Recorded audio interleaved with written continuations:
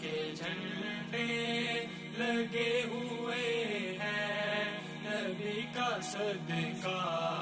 علی کا صدقہ۔ نحمد ونصلی ونسلم علی رسول الکریم، اما بعد، فاعوذ باللہ من الشیطان الرجیم، بسم اللہ الرحمن الرحیم۔ ان اللہ وملائکتہ یصلون علی النبی یا ایھا الذین آمنوا صلوا علیہ وسلموا تسلیما۔ اللہم صل علی سیدنا مولانا محمد وعلی آل سیدنا مولانا محمد وبارک وسلم وصلی علیہ۔ الصلاۃ والسلام علیک یا سیدی یا رسول اللہ وعلی آلک واصحابک یا سیدی یا حبیب اللہ، یا صاحب الجمال و یا سید البشر، من وجهک المنیر لقد نور القمر، لا يمکن الثناء کما کان حقہ بعد از خدا بزرگ الطری، قصہ مختصر۔ نبی کریم صلی اللہ علیہ وآلہ وسلم نے ارشاد فرمایا، شعبان شہری و رمضان شہر اللہ، کہ شعبان میرا مہینہ ہے اور رمضان اللہ تعالیٰ کا مہینہ ہے۔ معزز ناظرین، شعبان المعظم کا مہینہ یہ وہ مقدس اور یہ وہ عظمت والا مہینہ ہے کہ اس ماہ مقدس کے اندر ایک رات ہے، اور وہ رات بہت ہی عظمت والی رات ہے، بہت ہی برکت والی رات ہے۔ حضرت علی رضی اللہ تعالیٰ عنہ سے مروی ہے کہ نبی کریم صلی اللہ علیہ وسلم نے ارشاد فرمایا کہ شعبان کی 15ویں رات کو تم عبادت کرو اور اس کے ساتھ روزہ رکھو، اور جب انسان روزہ رکھتا ہے اور جب 15 شعبان کی رات شروع ہوتی ہے تو نبی کریم صلی اللہ علیہ وسلم نے ارشاد فرمایا کہ اللہ تعالیٰ آسمان دنیا پر جلوہ فرما ہو کر اللہ تعالیٰ کی طرف سے یہ ندا آتی ہے کہ ہے کوئی آج کی رات مجھ سے بخشش مانگنے والا کہ میں آج اس کو بخش دوں، ہے کوئی آج کی رات مجھ سے رزق طلب کرنے والا کہ میں اس کو آج رزق عطا کروں، ہے کوئی آج کی رات مجھ سے معافی مانگنے والا کہ میں آج اس کو معاف کر دوں، ہے کوئی آج کی رات مجھ سے بیماری سے شفا مانگنے والا کہ آج میں اسے بیماری سے نجات دے دوں۔ تو نبی کریم صلی اللہ علیہ وسلم نے فرمایا کہ یہ 15ویں شعبان کی رات مغرب سے لے کر پوری رات اور آگے طلوع آفتاب تک یہ ندا آتی رہتی ہے۔ تو معزز سامعین کرام، اس حدیث پاک سے ہمیں پتہ چلتا ہے کہ یہ بہت ہی معزز اور بہت ہی عظمت والی رات ہے۔ حضرت عائشہ صدیقہ رضی اللہ تعالیٰ سے مروی ہے کہ نبی کریم صلی اللہ علیہ وسلم نے فرمایا کہ عائشہ، تمہیں پتہ ہے کہ اس رات کی کیا فضیلت ہے؟ تو حضرت عائشہ صدیقہ رضی اللہ تعالیٰ عنہا آپ نے عرض کیا، یا رسول اللہ، آپ ہی بہتر جانتے ہیں کہ اس رات کی فضیلت کیا ہے۔ تو میرے کریم آقا صلی اللہ علیہ وسلم نے فرمایا کہ یہ وہ مقدس رات ہے کہ اس رات کے اندر پورے سال، اگلے سال تک جتنے بچوں نے پیدا ہونا ہوتا ہے ان کی لسٹ بنا لی جاتی ہے، اور جنہوں نے مرنا ہوتا ہے ان کا نام مردوں کی لسٹ میں لکھ دیا جاتا ہے، اور اسی رات اللہ تعالیٰ کی بارگاہ میں لوگوں کے اعمال پیش ہوتے ہیں۔ تو اس لیے ہمیں بھی چاہیے کہ ہم اس رات کو نیند میں نہ گزاریں بلکہ صحیح عبادت میں گزاریں، اللہ تعالیٰ کے آگے گڑ گڑا کر معافی مانگے، توبہ کرے اپنے گناہوں کی۔ جب ہم اپنے گناہوں کی معافی مانگیں گے، توبہ کریں گے، تو یقیناً اللہ تعالیٰ اپنے مقدس اور محترم اور پیارے رسول مکرم صلی اللہ علیہ وسلم کے صدقے سے ہمارے گناہوں کو بھی معاف فرما دے گا، اور اس مقدس رات کے صدقے سے ہمارے اوپر اللہ تعالیٰ اپنی رحمت بھی نچھاور فرمائے گا۔ اب میں اس کے کچھ نوافل، اس مقدس رات کی کچھ نوافل بیان کرنا چاہتا ہوں، کچھ وظائف بیان کرنا چاہتا ہوں کہ 15ویں شعبان کی رات مغرب کی نماز کے بعد، یہ جو جمعے کے دن مغرب کے بعد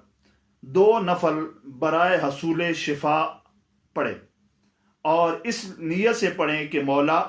یہ میں 2 نفل اس لیے ادا کر رہا ہوں کہ جب تک میری زندگی ہے اس وقت تک تو مجھے صحت عطا فرما رکھ اور مجھ سے بیماری کو دور فرما دے،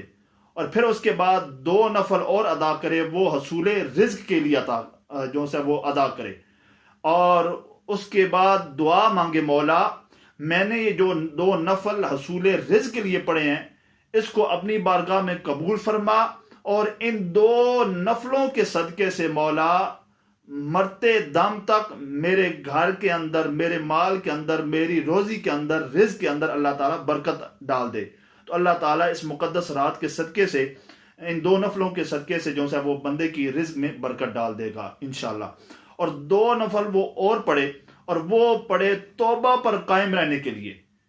کہ مولا یہ 2 نفلوں کے صدقے سے میں تیری بارگاہ میں دعا کرتا ہوں کہ جب تک میری زندگی رہے اس وقت تک تو مجھے گناہوں سے محفوظ رکھ، مجھے توبہ پر جو سے وہ زندگی گزارنے کی توفیق عطا فرما، مجھ سے کوئی اور گناہ نہ ہو۔ اور 2 نفل اور پڑھے، اور وہ پڑھے خاتمہ ایمان میرا ہو۔ اور 2 نفل ادا کرنے کے بعد اللہ کی بارگاہ میں یہ دعا کرے کہ مولا یہ 2 نفل میں نے اس لیے پڑھے ہیں کہ میری موت ایمان پر واقع ہو، موت کے وقت میری زبان پر جو سے وہ کلمہ طیبہ جاری ہو۔ یہ اب ٹوٹل جو سے وہ ہو گئے ہیں 8 نوافل ہو گئے ہیں۔ 2 نفل حصول شفا کے لیے،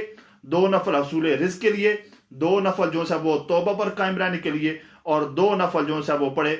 ایمان پر خاتمے کے لیے۔ یہ مغرب کے بعد پڑھنے ہیں۔ اگر وہ مغرب کے بعد نہیں پڑھ سکتا، کسی مجبوری کے تحت وہ نہیں پڑھ سکا، تو وہ عشاء کی نماز کے بعد بھی ادا کر سکتا ہے۔ اور اس کے بعد جو علماء کرام نے،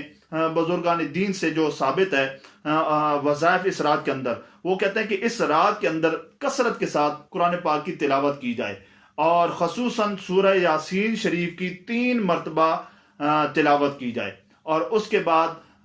بزرگان دین کہتے ہیں کہ سورہ دخان کی بھی 3 مرتبہ تلاوت کی جائے۔ اگر وہ سورہ دخان کی 3 مرتبہ تلاوت نہیں کر سکتا تو کم از کم سورہ دخان کی پہلی 8 آیات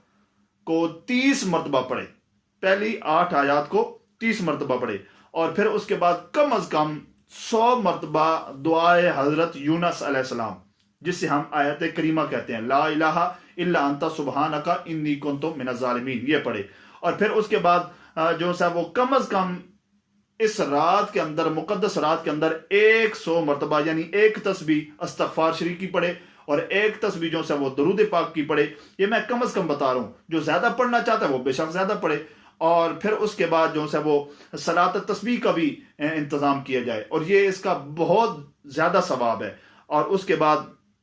جو ہے وہ کثرت کے ساتھ درود پاک بھی پڑھے، اور اس کے بعد ساری رات ہمیں چاہیے کہ ہم عبادت میں گزاریں، اور صبح سحری کے وقت ہم 15 شعبان کا روزہ رکھیں۔ اور جب حدیث پاک میں آتا ہے کہ جب بندہ روزہ رکھتا ہے، سارا دن اللہ کی رضا کے لیے روزہ رکھتا ہے، تو شام کے وقت جب وہ افطاری کے لیے بیٹھتا ہے تو اس کے پاس ایک فرشتہ آ کر بیٹھ جاتا ہے، اور فرشتہ اس روزے دار سے مخاطب ہو کر کہتا ہے کہ اے شخص، تجھے مبارک ہو کہ اللہ تعالیٰ نے تجھے اس روزے کے صدقے سے تجھے بخش دیا ہے،